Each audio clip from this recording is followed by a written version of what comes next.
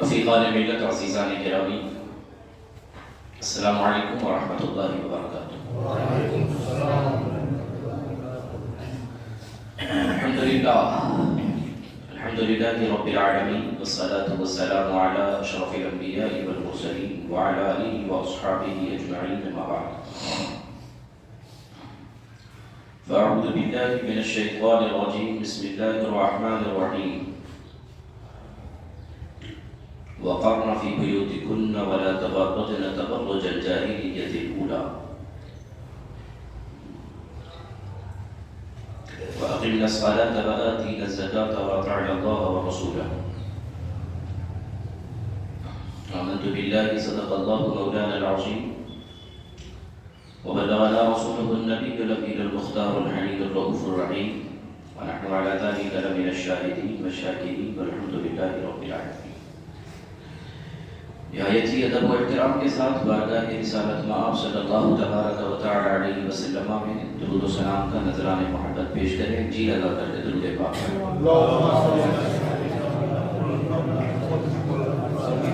اللهم صل على سيدنا ومولانا محمد وعلى آله وأصحابه وبارك وسلم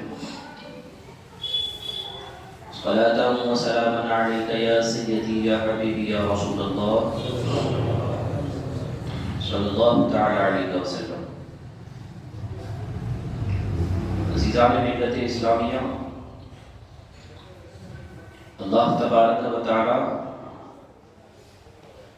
کا فضل و کرم و احسان ہے، اس نے ہمیں اسلام کی دولت عطا فرمائی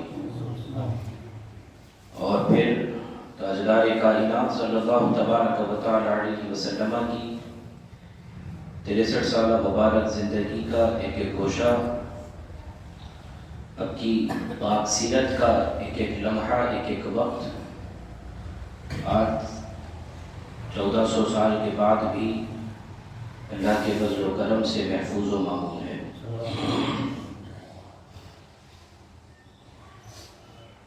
حضور کریم صلی اللہ تبارک و تعالی علیہ وسلم کی تمام تر تعلیمات جو آج سے آپ نے 1400 سال پہلے عطا فرمائی تھی، وہ تمام تر تعلیمات آج مسلمانوں کے پاس موجود ہیں۔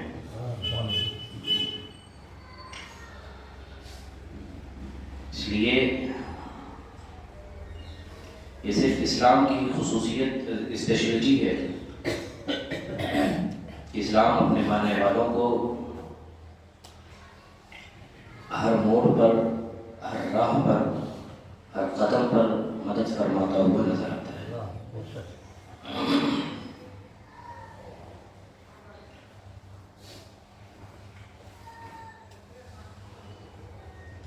کسی موقع پر کسی صحابی سے کافر نے ہنسی مذاق کے طور پر یہ بات کہی تھی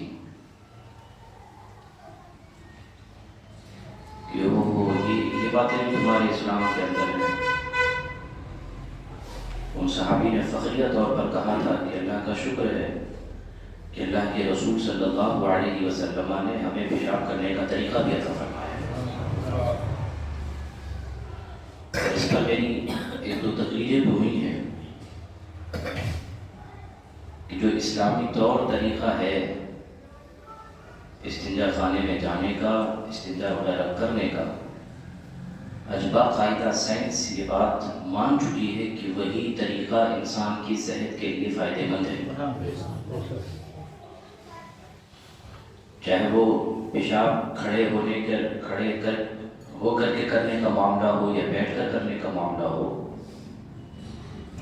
جو تعلیمات آقا کریم صلی اللہ علیہ وسلم نے عطا فرمائی تھی، آج کل کے بڑے بڑے سائنسدان اور بڑے بڑے ڈاکٹر یہ بات کو مانتے ہیں کہ وہی تعلیمات حق ہیں۔ وہ اگرچہ حضور کا نام یا اسلام کا نام بیچ میں نہیں لاتے، لیکن طریقہ وہی بتاتے ہیں جو آج سے 1400 سال پہلے مجھے اور آپ کو ہمارے آقا نے عطا فرمایا۔ اس لیے ہمارے پاس الحمدللہ جینے مرنے کا ہر طریقہ ہمارے پاس موجود ہے۔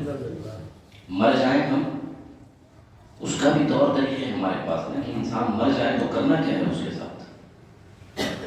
ایسا نہیں ہے کہ 4 لوگ اٹھا کر کے جا کر کے گڈھا کھود کر کے یا جلا کر کے ڈال دو، بزم کر دو، بات ختم. نہیں، ہمارے یہاں پورا سسٹم ہے، اور پھر اس سسٹم کا طریقہ کار یہ ہے کہ تدفین کے بعد، دفن کرنے کے بعد بھی اگر فرما بردار پیچھے اولاد ہے تو اس اولاد کا حق ہے کہ ماں باپ کو زندگی بھر یاد رکھے. تو عزیزان گرامی وقار، اسلام نے ہر طریقے کی الحمدللہ ہماری رہنمائی فرمائی. انہی رہنمائیوں میں سے ایک رہنمائی یہ بھی ہے جو قرآن کی آیت کریمہ میں نے تلاوت کی کہ اللہ تبارک و تعالی ارشاد فرماتا ہے اور مسلمان عورتوں سے فرماتا ہے. ظاہر ہے کہ قرآن آج تو نازل نہیں ہو رہا، قرآن آج اتر رہا ہے، قرآن 1400 سال پہلے اترا تھا. یہ بھی آپ سب جانتے ہیں کہ یہ پاک ترین کتاب اس مقدس ہستی پر اتری تھی. حضور کریم رؤوف الرحیم صلی اللہ تبارک و تعالی علیہ وسلم پر قرآن نازل کیا ہے. قرآن ہے تو قیامت تک، قرآن قیامت تک کے لیے آیا ہے. جو حضور کی نبوت قیامت تک ہے تو قرآن بھی قیامت تک ہے. لیکن کوئی اگر حکم نازل ہوتا قرآن کے اندر ہے تو سب سے پہلا خطاب کن لوگوں کو ہے؟ حضور کے صحابہ یا صحابیات کو، کہ یہ کرو یا نہ کرو، اے مسلمانوں یہ کرو کہ یہ نہ کرو. تو وہ ڈائریکٹلی اس زمانے کے حساب سے مجھ سے اور آپ سے نہیں فرمایا گیا، وہ حضور کے صحابہ سے فرمایا گیا جن کی تربیت خود حضور نے فرمائی تھی، جن کو انسان حضور نے بنایا تھا. اس میں کوئی دو رائے نہیں، کوئی دو رائے نہیں. یہ صحابہ خود کہتے تھے کہ باقاعدہ اسلام سے پہلے وہ تھے بھی کیا. آپ سب جانتے ہیں، کتنی مرتبہ سنا ہوگا کہ پیدا ہونے والی بچی کو زندہ زمین میں دفن کر دینا یہ انسانیت ہے؟ نہیں، یہ انسانیت نہیں ہے. کئی روایتیں ایسی ہیں کہ جب صحابہ کرام وہی لوگ جو یہ کام کرتے تھے، جب انہوں نے اپنی تاریخ سنائی ہے کہ یا رسول اللہ مجھ سے یہ گناہ ہوا تھا، انہوں نے خود کے الفاظ حدیث کے اندر موجود ہیں کہ یا رسول اللہ جب میں اپنی بچی کو دبا رہا تھا، وہ قبر سے منہ اٹھا کر کے مجھ سے کہہ رہی تھی بابا جان میرا جرم کیا ہے؟ اس کے باوجود یا رسول اللہ میرے کان پر جو تک نہیں ہے، میرے دل میں ذرہ برابر رحم تک نہیں آیا.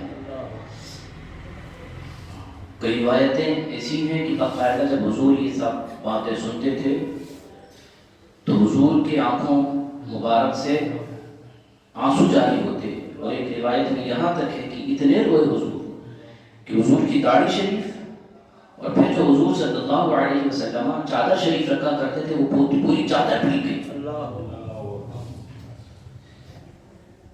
تو ان جیسے لوگوں کو حضور نے کلمہ اسلام دے کر کے انسانیت رکھا، اور صرف انسان نہیں بنایا بلکہ انسانوں کے لیے، آنے والے انسانوں کے لیے رول ماڈل اور بہترین نمونہ بنا دیا صحابہ کہ وہی لوگ. آپ دیکھیے صرف 40 سال کی زندگی کا عرصہ ہے. 40 سال پہلے جو لوگ غلط کاری کیا کرتے تھے، ہر گناہ میں مبتلا تھے، گناہ کو گناہ نہیں سمجھتے تھے، برائی کو برائی نہیں سمجھتے تھے. آپ کو میں نے بتایا ہے خانہ کعبے کا ننگے ہو کر کے طواف کرنا ان کے لیے باعث ثواب تھا. خانہ کا نارملی طور پر کپڑا پہنتے تھے، عام حالتوں میں کپڑا پہنتے تھے. یہ میں قرآن ذکر کر رہا ہوں. اچھا یہ بات دھیان رکھیے گا کیونکہ میں کوئی ویسے بھی میں ادھر ادھر کی باتیں نہیں کرتا. یہ باقاعدہ قرآن کی آیتوں اور حدیث سے یہ بات ثابت ہے کہ وہ نارملی حالت میں تو لباس پہنتے تھے، لیکن جب عمرہ کرنے وغیرہ ہوتا، حج وغیرہ کرنا ہوتا، خانہ کعبے کا طواف کرنا ہوتا تو وہ کپڑے اتار دیا کرتے، ننگے ہو کر کے طواف کرنا. آپ کہہ سکتے ہو تو پھر اس زمانے کے حساب سے اس زمانے کو یہ والے سسٹم کو وہ فیشنزم کا دور کیا، یہ فیشن ہے، اور وہ کہتے تھے باقاعدہ کہ یہ ہمارا یہ کام اللہ کو بہت پسند آتا ہے، اس کو باقاعدہ نومینیٹ کیا گیا ہے قرآن کے اندر، اس گندے کام کو، اس گندے فعل کو۔ اب وہ لوگ جو اتنے گناہوں میں مبتلا تھے اور اس حد تک گرے گئے تھے، صرف 40 سال کا زمانہ ہے، 40 سال تاجدار مدینہ صلی اللہ علیہ وسلم نے اپنی پریکٹیکلی لائف سے، اپنی زندگی سے، اپنے روز مرہ کی زندگی سے ان کے اندر وہ انقلاب پیدا کیا، وہ انقلاب پیدا کیا کہ وہ 40 سال پہلے جو کفر و شرک کی گندگیوں کا مبتلا تھے، انسانیت سے کوسوں دور تھے، انسانیت نام کی کوئی شے ان کے دل میں باقی نہیں رہی تھی، لیکن جب وہ حضور کے قدموں سے جڑ گئے، اب اللہ اور اس کے رسول نے فرمایا اگر ایمان لانا ہو تو صحابہ کی طرح زندگی گزارنا ہو تو صحابہ کی طرح زندگی گزارنا، اور حضور نے فرمایا کہ اللہ تبارک و تعالیٰ نے مجھے چنا اور پھر میرے لیے میرے صحابہ کو چنا، یعنی سلیکٹڈ پرسن ہے، پرسنالٹی ہے صحابہ کرام، اللہ کی پسندیدہ شخصیتیں ہیں صحابہ کرام۔ تو عزیزان ملت، رفیقان گرامی، میں یہ بات عرض کر رہا ہوں کہ قرآن کے اندر جو حکم نازل ہوتا تھا وہ ڈائریکٹلی خطاب کس سے ہوتا تھا؟ صحابہ سے۔ عورتوں کے تعلق سے اگر حکم ہے تو وہ صحابی، صحابیہ، یا آپ یوں کہہ رہے کہ اگر کوئی آیت کریمہ نازل ہوئی کہ یہ کام کرو تو کس سے کہا جاتا تھا؟ ابو بکر و عمر و عثمان و ابو عبیدہ، طلحہ، ابو ہریرہ جیسی شخصیت سے کہا جاتا تھا۔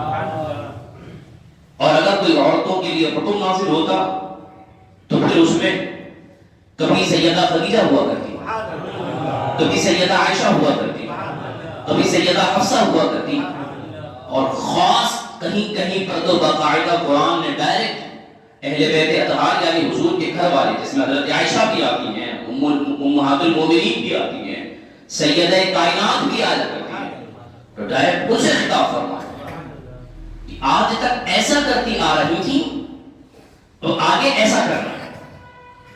ان تمام احکام میں ایک حکم جو میں نے قرآن کی آیت کریمہ تلاوت کی، نہ فرما کر وَقَرْنَ فِي بُيُوتِكُنَّ،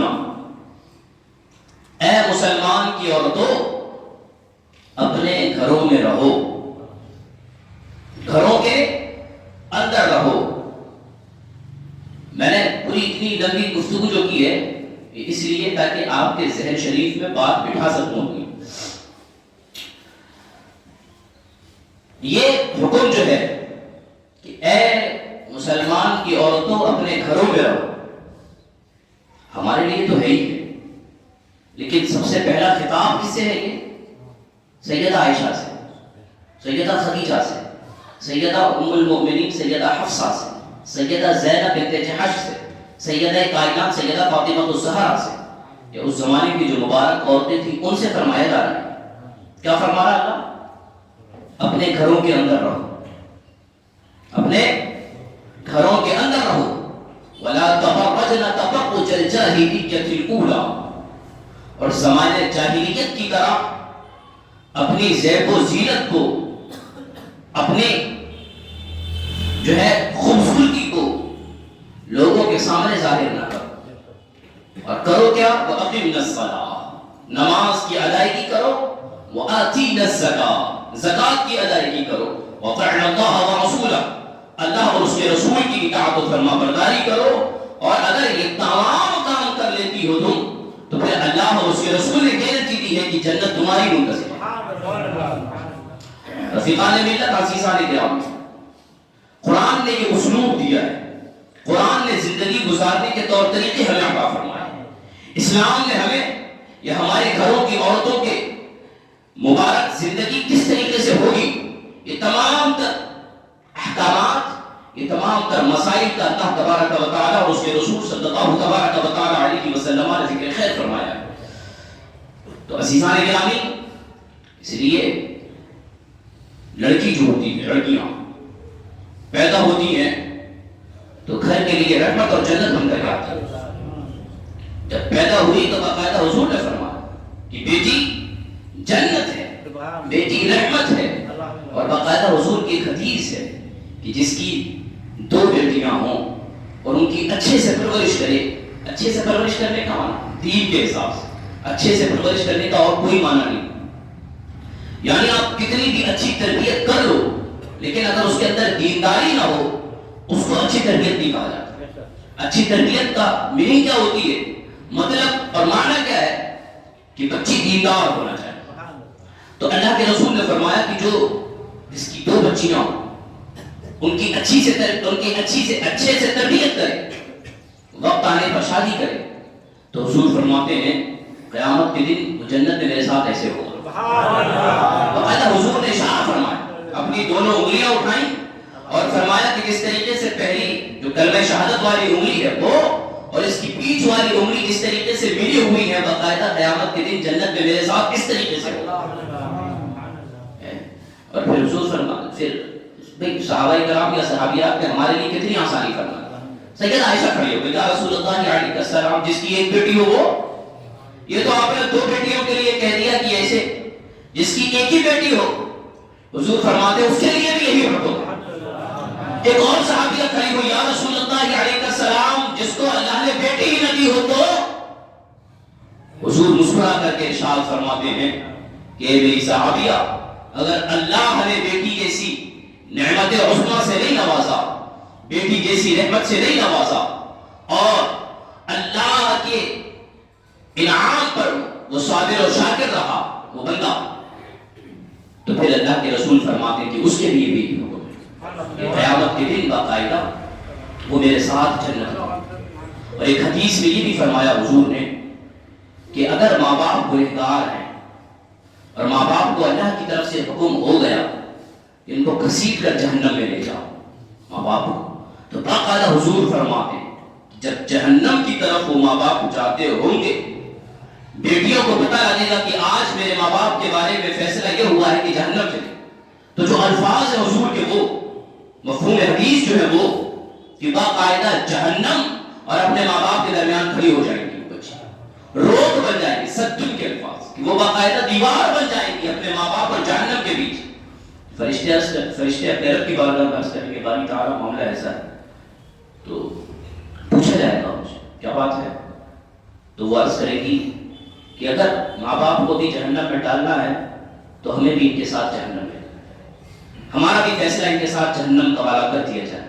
حضور فرماتے ہیں اللہ تبارک و تعالیٰ کو ان بچیوں کی اتنی حیا آئے گی، اتنی حیا آئے گی، فرشتوں سے فرمائے گا انہیں جہنم سے بچا کر کے جنت عطا کر دی جائے. یہ ہے کہ بچی جب گھر میں آتی ہے تو رحمتیں لے کر کے اترتی ہے. بچی جب گھر میں آتی ہے برکتیں، انوار، یہ تمام تر چیزیں لے کر کے اترتی ہے. اور جب یہی بچی بڑی ہوتی ہے اور شادی ہو کر کے کسی کے گھر جا کر کے دلہن بن کر جاتی ہے تو پھر شوہر کے لیے وہ جنت کا نظارہ پیش کرتی ہے، گھر کو وہ جنتی بناتی ہے. اسی وجہ سے ہمارے بزرگ فرماتے ہیں کہ اگر نیک اور دیندار عورت ہو تو پھر جنت گھر جو ہے جنت کا نظارہ پیش کرتی ہے. اب دوسری سائڈ آپ خود سمجھ لیجئے کہ اگر گھر والی ادھر ادھر کی ہو تو پھر جہنم بھی انسان کو یہی نظر آ جاتی ہے. عزیزان ملت رفیق والے گرامی، اور پھر اور بڑی ہوئی وہ اور اللہ نے اسے ماں بنا دیا تو پھر جنت تو جنت رہی، جنت جیسی عظیم نعمت اس کے ماں کے قدموں کے نیچے اللہ نے عطا فرمائی. تو یہ خصوصیت، یہ مقام و مرتبہ اللہ اور اس کے رسول نے ایک عورت کو عطا فرمایا. یہ اتنا بڑا مقام کہ فرمایا الجنت تحت اقدام الامہات، کہ جنت ماں کے قدموں کے نیچے ہے. ایسی عظیم الشان ہے، ایسی بابرکت ہے، ایسی بہترین چیز جس کی ہر انسان خواہش کرتا ہے. جو اس دنیا میں آیا ہر انسان کا کانسیپٹ ہے ہمارا، یا کوئی بھی ہو دوسرے مذہب کے ماننے والے بھی ہوں، ان کے یہاں تک سورگ اور نرک کا تو ہے نا کانسیپٹ. جیسے ہمارے یہاں جنت و دوزخ ہے تو اسی کو کیا ہے کہ سورگ میں جائے گا کہ نرک میں جائے گا، تو ان کے یہاں پر بھی ہے یہ کانسیپٹ. تو ہر انسان کی خواہش یہ ہے کہ جب اس دنیا میں آیا ہے تو پھر وہ ایسے کام کرے کہ جنتی بن جائے، کہ وہ جو ہے باقاعدہ سورگ میں چلا جائے. ہر انسان کی خواہش ہے. اور پھر اتنی خواہش انسانوں کے اندر یہ بات رکھی گئی کہ جنت کی خواہش کا وہ زیادہ سے زیادہ چرچا کرے، لیکن جنت جیسی عظیم نعمت رب تبارک و تعالیٰ نے ماں کے قدموں کے نیچے عطا فرمائی۔ تو یہ ہے اللہ اور اس کے رسول کی بارگاہ میں عورتوں کا مقام و مرتبہ اور اس کی اہمیت۔ تو قرآن نے فرمایا کیا؟ وَقَرْنَ فِي بُيُوتِكُنَّ، رہو کہاں پر؟ گھروں کے اندر رہو۔ لیکن آپ خود بتائیے کیا ہم نے اس قرآن کی اس آیت کے ساتھ انصاف کیا؟ جو قرآن ہم سے مانگ رہا ہے، جو بات مانگ رہا تھا قرآن ہم سے کہ عورتیں گھروں کے اندر رہیں، کیا ہم نے اس پر عمل کیا؟ ہم نے تو آج اپنے گھروں کی عورتوں کو مارکیٹ کی زینت بنا کر کے رکھ دیا ہے۔ باقاعدہ وَلَا تَبَرَّجْنَ تَبَرُّجَ الْجَاهِلِيَّةِ الْأُولَىٰ، کہ زمانے جاہلیت یعنی جب حضور سرور کائنات صلی اللہ علیہ وسلم اس ظاہری دنیا میں تشریف نہیں لائے تھے، اس سے پہلے کا جو زمانہ ہے وہ زمانہ جاہلیت کہلاتا ہے۔ حضور کے بارے میں وہ قرآن میں اس آیت میں فرمایا گیا کہ جاہلیت والا زمانہ اختیار نہ کرو۔ اب جاہلیت والے زمانے سے مطلب کیا ہے، کیا مراد ہے اس سے؟ تو باقاعدہ علماء نے اس بارے میں لکھا کہ اس زمانے میں یا تو وہ کپڑے ایسے پہنتی تھیں کہ ان کے بدن کے اعضاء پارٹس دکھائی دیتے تھے، یا اتنے باریک پہنتی تھیں کہ بدن کی ہیئت اور ساخت دکھائی دیتی تھی، یا اتنے چست اور ٹائٹ کپڑے پہنا کرتی تھی کہ بدن کا ایک ایک انگ نظر آتا تھا۔ قرآن نے فرمایا کہ ایسے کپڑے تمہارے بھی پہننا ہے۔ ایسے تمام کا جو زمانہ جاہلیت کے معاملات ہوا کرتے تھے، وہ زمانہ جاہلیت کے معاملات کو ختم فرما کر کے اللہ اور اس کے رسول نے بہترین تعلیمات عطا فرمائی ہے۔ جنت جیسی عظیم الشان ہے، جنت جیسی بہترین ہے، جنت جیسی بہترین نعمت اور برکت والی چیز اللہ اور اس کے رسول صلی اللہ تبارک و تعالی علیہ وسلم نے اس عورت کے قدم کے نیچے لا کر کے رکھ دیا۔ لیکن کب؟ ہر ماں کے قدم کے نیچے۔ تو اب دوسری حدیث بھی سن لیجیے آپ کہ حضور فرماتے ہیں کہ جب ایک عورت سج دھمک کر کے نکلتی ہے، سج دھج کر کے نکلتی ہے، خواہش یہ ہوتی ہے کہ میں لوگوں کو اٹیکٹ کروں، مجھے لوگ تاکیں جھانکیں، میری طرف نظر اٹھا کر کے دیکھیں، اور کون سا مقصد ہوتا ہے آپ خود بتا دیجیے گا۔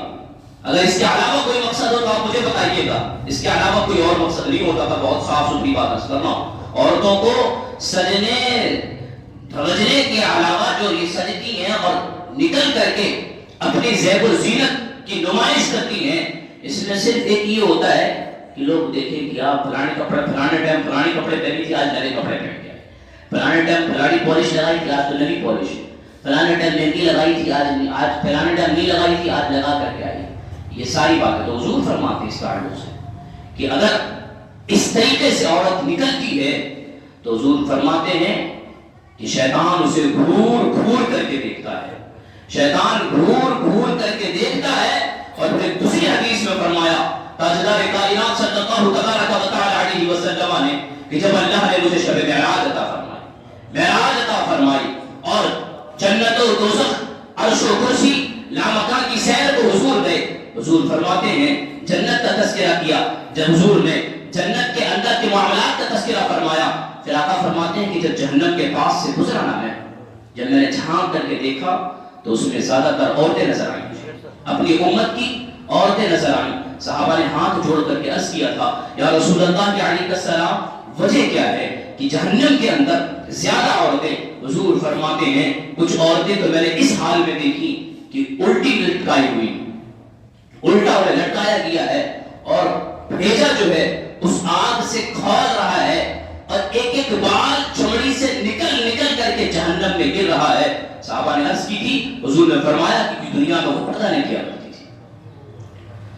جہاں یہ برکت ہے کہ جنت جیسی عظیم الشان بابرکت ہے ماں کے قدموں کے نیچے ہے، وہاں دوسری حدیث یہ بھی ہمیں بتاتی ہے کہ بے پردہ رہنے والی عورتیں اور پردگی کی دھجیاں اڑانے والی عورتیں اور وہ جو خواہشات نفس یا سج دھج جو ہے بن کر کے نکلنے والی عورتیں کہ لوگوں کو اپنی طرف متوجہ کریں، یہ چونکہ میں اس لیے عرض کر رہا ہوں کہ یہ ہفتے ہم نے آپ نے سب نے دیکھا ہے، یہ ہفتہ جو ہمارا گزرا ہے، اور میں بہت معذرت کے ساتھ اس میں سب سے بڑا ہاتھ یہ عام نیاز والوں کا ہے، بہت میں ہاتھ جوڑ کر کے عرض کر رہا ہوں، سب سے بڑا ہاتھ اگر اس معاشرے کو بگاڑنے میں ہے یہ عام نیاز والوں کا۔ اللہ کی قسم اگر آج آپ نیازیں بند کر دیں تو تو اور آرام ہو جاتا ہے کہ گھر میں پکانا ہی نہیں ہے، گیس کا انڈا سے اچھی اور کیا بات ہوئی. عورتوں کا سب سے اچھا تو آرام یہ نہیں کہ گھر میں پکانے نہ ہو. تو اس لیے کیا ہم نے معاشرے کو کہاں لا کر کے کھڑا کر دیا؟ ہمارا جیسا مولوی نکلتا ہے تو سر ڈھک لیتی ہے، چلو اچھی بات ہے، کم سے کم اتنی تو شرم ہے. لیکن یہی شرابی جواری انسان کے بیچ میں وہاں زیادہ ڈھکنے کی ضرورت تھی کہ ہمارے بیچ میں ڈھکنے کی زیادہ ضرورت تھی. ایک مولوی جو مسجد کا ہے وہ تو ویسے ہی شرم سے کہ آس پاس کے لوگ دیکھ نہ لیں، وہ تو ڈر سے ویسے نہیں اٹھانے کا نظر. ہاں میں بہت کھل کے بات کر رہا ہوں آپ سے، اور یہ مجھے ضرورت پڑی ہے اس بات کرنے کی، اس لیے میں آپ سے عرض کر رہا ہوں. مسجد کا امام یا مسجد کا مولوی تو ویسے ہی شرم و حیا کی وجہ سے ویسے ہی نگاہیں نہیں اٹھائے گا کہ میرے پیچھے نماز پڑھنے والے کی کہیں نظر نہیں پڑ جائے کہ عورتیں دیکھ رہا تھا. لیکن ڈھانکنے کی ضرورت کہاں تھی؟ اپنے آپ کو سیف رکھنے کی ضرورت کہاں تھی؟ اپنے آپ کو بچانے کی ضرورت کہاں تھی؟ لوگوں کے درمیان، عام لوگوں کے درمیان، شرابی جواریوں کے درمیان، حرام خوروں کے درمیان، جن کی نگاہیں بدنگاہیوں سے پر ہو چکی ہیں، ان لوگوں کے درمیان اپنے آپ کو بچانے کی ضرورت تھی. وہاں ہم جو خاص کر کے ہماری عورتیں ہیں، مائیں بہنیں ہیں، وہاں اپنی عزت کی حفاظت نہیں کی انہوں نے. ابھی جس دن ہم درگاہ شریف پہ گئے تھے، آپ دیکھ لیجیے حضرت اجمل شاہ رحمۃ اللہ تعالی علیہ رات کے وقت، یہ آپ مجھے اتنا آسان سمجھتے ہیں، اسلام اتنا آسان سمجھتے ہیں یار. یہ صاحبہ نے کہا کہ حکم ہوتا ہے نا وہ جاتا ہے. بابا قرآن کا حکم تو کبھی نظر نہیں آیا تمہیں، رسول اللہ کا حکم کبھی نظر نہیں آیا، نماز پڑھنے کا حکم کبھی نہیں سنا. مسجد سے مولوی چیختے چیختے بھر گیا. رسول اللہ کے احکام، یہ حکم یہ کبھی نہیں سنا آپ نے. پردہ کرو یہ حکم کبھی نہیں سنا. کون آپ کو بول کر کے گیا؟ حضرت اجمل شاہ کان میں آ کر کے بول رہے تھے کہ چل میری دعوت ہے میرے یہاں پر. یہ حکم والی تو اتنی چھوٹی رہے گی نا کہ ٹھکانے آ جائے. بہت صاف ستھری بات. ہاں جہنم کے اندر باقاعدہ میرے ذہن میں اتنی حدیثیں آ رہی ہیں نا جو حضور نے جہنم کا تذکرہ فرمایا. خبر کا ایک تذکرہ ہمارے بزرگوں نے لکھا کہ ایک باپ، ایک بیٹی کا انتقال ہوا. جب باپ اس کی قبر پر گیا کچھ دن کے بعد تو بیٹھے بیٹھے پڑھ رہا تھا، اس کی آنکھ لگی. خواب میں دیکھتا ہے کہ بیٹی جہنم کے انگاروں میں بہہ رہی ہے اور اس کا ایک ایک بال فرشتہ نوچ رہا ہے. کھال جس طریقے سے ہانڈی کے اندر سالن ابال مارتا ہے ویسے ہی دماغ کھول رہا ہے اور ایک ایک بال کھینچا جا رہا ہے. باپ نے پوچھا بیٹی کیا حالت ہے؟ کہا کہ بابا جان بڑا پیار کرتے تھے آپ مجھ سے، بڑی محبت فرمایا کرتے تھے. میرے بابا آپ میری ہر خواہش کو پورا کرتے تھے. کاش آپ نے مجھے دین سکھایا ہوتا، کاش مجھے پردہ دیا ہوتا، کاش مجھے یہ دولت عطا کی ہوتی، آج اس عذاب میں مبتلا نہ ہوتی. تم نے سب کچھ کیا لیکن بڑا ظلم کیا ہے میرے ساتھ.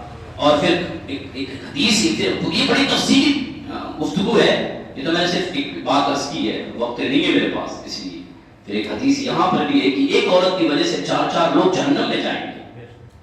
جب اللہ بھیجتا ہوگا نا جنت یا جہنم کا فیصلہ فرماتا ہوگا تو فلاں انسان کے بارے میں حکم ہوگا اس کو جنت میں لے جاؤ. مثال کے طور پر وہ لڑکی کھڑی ہوگی، جب اس کے لیے حکم ہوگا کہ اس کو جہنم میں لے کر کے جاؤ، وہ آ کر کے کہیں گی اللہ اس میں میری تو کوئی غلطی نہیں تھی، اگر میں بیٹی تھی تو میرے باپ کی غلطی تھی، میرے باپ نے مجھے پردہ نہیں دیا لا کر کے.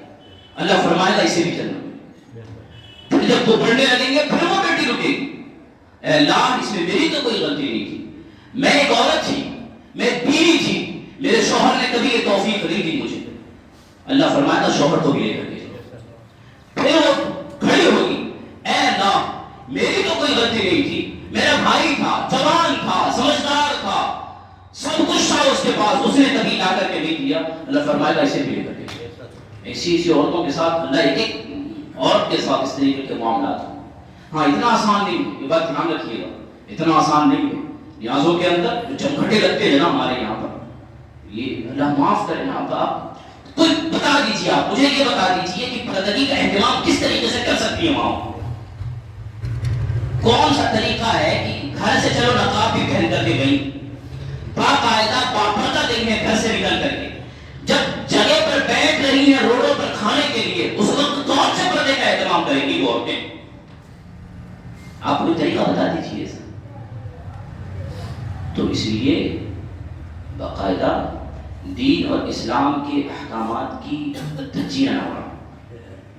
اللہ نے یہ دین عطا فرمایا, اس دین کے پیچھے علی اصغر کی قربانی, 6 مہینے کے بچے کی شہادت ہے اس دین کے پیچھے.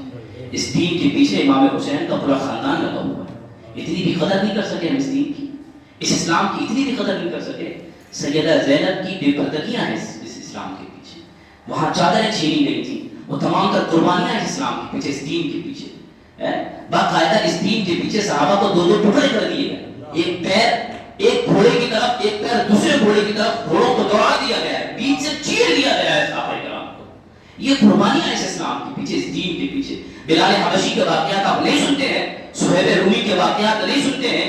ایک صحابیہ تھی حضرت ام خلاد رضی اللہ تعالی عنہ, کسی جنگ میں ان کا بیٹا, غالباً 3 بیٹے اور شوہر انتقال ہو گیا ایک ساتھ. آپ سوچئے کہ ایک عورت ہے اور سب کچھ لٹ گیا ہے, اس کا سب کچھ برباد ہو گیا. 3 جوان بیٹے جنگ میں شہید ہو گئے ہیں, شوہر جو آخری امید تھی وہ بھی شہید ہو گیا. اب جب پتہ لگا نا کہ میرے ساتھ یہ معاملہ ہوا ہے, بارگاہ مصطفیٰ میں حاضر ہوئی خیر خیریت پوچھنے کے لیے اپنے بچوں کی اور اپنے شوہر کی. تو باقاعدہ پردے کے اندر تھی, تو کسی نے طنز کے طور پر کہا یہ حالت اور یہ پردہ. ام خلاد کا جواب میری مائیں بہنیں سنتی ہوں گی, سن لیجئے گا. ام خلاد فرماتی ہیں کہ میں نے اپنے بیٹوں کو, اپنے شوہروں کو کھویا ہے, اپنی عزت نہیں کھوئی ہے میں نے, اپنی عفت و پاکدامنی پارسائی نہیں کھوئی ہے میں نے. اللہ نے جو عزت عطا فرمائی ہے وہ اسلام کے دامن میں عطا فرمائی ہے. اللہ اور اس کے رسول نے جو پاکدامنی عطا فرمائی ہے وہ اسلام کے ماتحت عطا فرمائی. یہ بے شرمی بے حیائی کی انتہا ہے ہمارے یہاں پر, بے شرمی کی انتہا. باقاعدہ ہم اور آپ جائیں اگر یہ جو پیچھے جو دن گزرے ہیں مزار پہ حاضری کے لیے, تو ہمیں شرم کے پیچھے کیونکہ وجہ سے پیچھے ہٹنا پڑتا ہے کہ بھائی چلیے پہلے. یہ سب کے ساتھ ہوتا ہوگا, یہ میرے ساتھ نہیں, آپ کے ساتھ بھی ہوگا. کہ باقاعدہ اس جگہ پر, اس مقام پر پھر کہاں سے روحانیت آئے گی اس بزرگ کی. باقاعدہ لکھا ہے بزرگوں نے کہ جب اس طریقے کا جب گھٹا ہوتا ہے, بزرگوں کی باقاعدہ روحیں وہاں سے منتقل کر دی جاتی ہیں, وہاں سے چلی جاتی ہیں بزرگوں کی روحیں. بزرگوں کی روح نہیں بچی تو فیض ہوگا کہاں سے, روحانیت آئے گی کہاں سے, برکتیں رحمتیں جو نازل ہونے والی تھی وہ آئیں گی کہاں سے. سیدہ عائشہ طیبہ رضی اللہ تعالی عنہا کا فرمان اور ان کا طور طریقہ, ایک آخری بات اثر کے بعد کو ختم کروں. سنا ہوگا میں نے کئی مرتبہ ذکر کیا ہے کہ حضور سرور کائنات صلی اللہ علیہ وسلم کی جو قبر شریف ہے, تو اس قبر شریف ہے کہاں پر, اس حجرے میں ہے جو حجرہ حضرت سیدہ عائشہ کا. حضرت سیدہ عائشہ فرماتی ہیں کہ جب تاجدار کائنات صلی اللہ علیہ وسلم کا انتقال ہوا, حضور کو دفن کیا گیا, وہ کمرہ وہ حجرہ میرا تھا, میں بغیر پردے کے آیا جایا کرتی تھی. کیوں؟ قبر میں لیٹا ہوا کوئی اور نہیں, میرا شوہر تھا. پھر فرماتی ہے جب میرے والد ماجد جناب ابو بکر کا انتقال ہوا, پھر ان کو وہاں دفن کیا گیا, پھر میرا روم تھا, پھر بغیر کسی پردے کے آیا جایا کرتی تھی. کیوں؟ دفن ہونے والا میرا سگا باپ ہے. لیکن حضرت سیدہ عائشہ فرماتی ہے کہ جس دن سے جناب سیدنا عمر فاروق اعظم وہاں انتقال کر کے دفن کیے گئے, اس دن سے کبھی زندگی میں بے پردہ نہیں گئی, کبھی بے پردہ نہیں گئی وہاں پر. کیوں؟ 2 تو ہے کہ ایک شوہر ہے, ایک باپ ہے, لیکن تیسرا انسان میرے لیے غیر محرم, تیسرا انسان جو قبر میں بیٹھا ہوا ہے. تو باقاعدہ یہ اہتمام تھا ہماری ماؤں بہنوں کا, ہماری بزرگ خواتین کا یہ اہتمام, کردار یہ تھا کہ اگر عورتیں چاہ لینا, میں قسم کھا کر کی بات کہہ سکتا ہوں, اگر عورتیں چاہ لیں تو پورے معاشرے کا, سماج کا نقشہ بدل سکتا ہے. غلط ضد پر اگر اڑ جاتی ہیں تو شوہر لا کے نہیں دیتے. اگر اسی طریقے سے دین پر اڑ جائیں, عورتیں ہماری مائیں بہنیں دین پر اڑ جائیں کہ نہیں ہوگا تو یہ ہوگا, اسلام کے طور طریقے سے ہوگا, کل قیامت کے دن سیدہ کائنات کو وہ دکھانا ہے, سیدہ کائنات کی بارگاہ ہمیں جا کر کے پیشی لگوانی ہے وہاں پر. تو سیدہ کائنات تو وہ تھی نا کہ جن کے پردے کے سائڈ کا کنارہ جو ہوتا ہے اس کو بھی چاند و سورج نے نہیں دیکھا تھا. پردے کے چادر شریف کے, اور میں نے ایک اگلی بات میں 3 مرتبہ آپ کے سامنے عرض کی ہے. امام حسن فرماتے ہیں, امام حسن کی والدہ محترمہ سیدہ کائنات کا جب وصال ہوا ہے تو امام حسن کی عمر شریف گئی ہوگی 6-7 سال, تقریباً 6-7 سال کا تو 6-7 سال کا بچہ سمجھدار ہوتا ہے نہیں ہوتا؟ امام حسن کا فرمان ہے کہ 6-7 سال میں نے اپنے گھر میں رہا، کبھی اپنے ماں کے کھلے ہوئے بال میں نے نہیں دیکھی، کبھی بال کی سیاہی تک میں نے اپنی ماں کی نہیں دیکھی ہے۔ اور نام لیوا ہے ہم اور آپ اسی سے کہتے ہیں کائنات کے کہ سگے بیٹے دیکھنے بال کی سیاہی اور کالت کو نہیں دیکھا، اور ہماری مائیں بہنیں کس حد تک آ چکی ہیں نیازوں کے نام پر، خرافات کے نام پر، بزرگوں کے عرسوں کے نام پر، میلے ٹھیلے کے نام پر، اس پر اس پر، اور ساری بے حیائی اور بے پردگی دیکھی کس طریقے سے عام ہوتی جا رہی ہے۔ اس لیے عزیزان ملت، رفیقان گرامی، کبھی پیچھے بھی جایا کریں، دیکھ لیا کریں کہ اس اسلام کے پیچھے کتنی قربانیاں موجود ہیں۔ اس اسلام کے پیچھے آپ دیکھیں کہ کربلا سے لے کر کے دمشق سے لے کر مدینہ منورہ تک ماؤں بہنوں کو، سیدہ زینب جیسی عظیم خواتین کو قید میں رکھا گیا تھا، بیڑیاں ڈال کر کے زنجیروں سے گھسیٹا گیا تھا، گلے میں زنجیریں ڈال کر کے سیدہ امام زین العابدین کو اونٹوں سے باندھ دیا گیا تھا۔ اس اسلام کے پیچھے یہ قربانیاں موجود ہیں، کم سے کم اس کی حیا کر لیا کریں، اس کا احترام کر لیا کریں کہ ان کی اتنی عظیم قربانیاں ہیں، تو کم سے کم ہم گھر میں رہ کر کے، حضور نے فرمایا ہے کہ باقاعدہ اگر گھر میں رہتی ہے عورت تو اس کو وہ تمام تر برکتیں، وہ تمام تر رحمتیں جو ایک مرد کو باہر جا کر کے نصیب ہوتی ہیں، اللہ اس کو گھر میں عطا فرما۔ ثواب بھی تو چاہیے نا آپ کو ثواب بھی چاہیے نا کہ بھئی فلانے مزار پہ جائیں گے ثواب ملے گا، ثواب خود سے زیادہ اللہ گھر میں عطا فرما رہا ہے، تو اور دوسری وجہ بچی کیا باہر نکلنے کی، بے پردگی کرنے کی؟ ہاں ضرورت کے تحت اسلام اجازت دیتا ہے، اسلام آپ کو قید نہیں کرتا، اسلام پابند نہیں کرتا، لیکن اسلام عزتوں کا احترام کرتا ہے، اسلام عزتوں کا احترام کرنا سکھاتا ہے۔ تو اس لیے میری مائیں بہنیں خاص طور سے جو سن رہی ہیں اس وقت میری آواز، وہ پردے کا خاص اہتمام، خیال رکھیں پردے کا۔ ہاں یہ سال میں یہ ابھی تو سنیں گے، ابھی بہت مزہ آئے گا کہ آج سے کرنا ہے، لیکن جیسے ہی وقت آتا ہے نا، وہ تو بات پرانی ہوگی نا، آپ اس سال کی 1 سال پرانی بات ہوگی، 6 مہینے پرانی بات ہوگی، تو بھائی اسی وقت تو کرنا تھا، اہتمام تو اس وقت کرنا تھا جب یہ واقعہ پیش آیا آپ کے ساتھ، باقی تو اہتمام کریں۔ تو اس لیے اسلام کے طور طریقے کو اپنا کر کے اسلامی زندگی گزارنے کی اللہ ہم کو توفیق عطا فرمائے، اللہ بولنے سننے سے زیادہ عمل والا بنا، آمین یا رب العالمین۔ ایک اعلان ہے، سماعت کر لیجیے۔ حضرت سیدنا مولا کائنات، مولا المسلمین، امیر المومنین، خلیفہ چہاروں حضرت مولا علی قدم اللہ تبارک و تعالی وجہہ الکریم کا پچھلے جمعے کو ولادت کا دن تھا، رات تھی اور سنیچر کو دن تھا، اور الحمدللہ ہماری مسجد میں ہر سال حضرت یوم مولا کائنات منایا جاتا ہے، اور بڑی تجھ کو احتشام کے ساتھ منایا جاتا ہے، بڑی دھوم دھام کے ساتھ منایا جاتا ہے۔ ہاں لیکن چونکہ حضرت متھومی اپنی رحمۃ اللہ تعالی علیہ کی درگاہ پر اس دن وہ پروگرام تھا تو ہم نہیں رکھ سکے تھے، پھر بیچ میں عرس کی تقریبات شروع ہو گئی تھی، اس لیے یہ والا پروگرام ہم نے انشاءاللہ العزیز رویوار کو رکھا ہے، پرسوں کے دن۔ تو اس دن کئی نسبتیں جمع ہوں گی، حضرت مولا کائنات کی نسبت بھی ہے، 21 کا دن ہوگا، 22ویں رات ہوگی۔ ابھی پیچھے 15 حضرت امام جعفر صادق کا گیا ہے، اور سب سے بڑی بات 22ویں رات حضرت سیدنا امیر معاویہ کی۔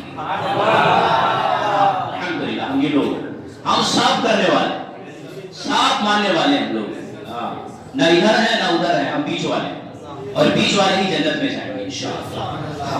تو انشاءاللہ العزیز کی تمام بزرگوں کی بارگاہ میں خراج عقیدت پیش کرنے کے لیے اتوار کو، رویوار کو انشاءاللہ آپ کی اس مسجد میں اہتمام کیا جائے گا، آپ تشریف لے کر کے آئیے گا، اور اپنے دل و اذہان اور قلوب کو منور و مجلہ کیجیے گا، نعت و منقبت ہوگی، بارگاہوں میں بیان کی خراج عقیدت پیش کیے جائیں گے، اور باقی ہمارا جو سلسلہ طلاق کے مسائل کا چل رہا ہے وہ آپ کو ہم پھر ریمائنڈ کرا دیں کہ ہر ہفتے سنیچر کے دن 9:30 سے 10 تک کا ٹائم رہتا ہے، شنیوار کو تشریف لے کر کے آئیں اور علم دین میں اضافہ کریں۔ السلام علیکم ورحمۃ اللہ وبرکاتہ۔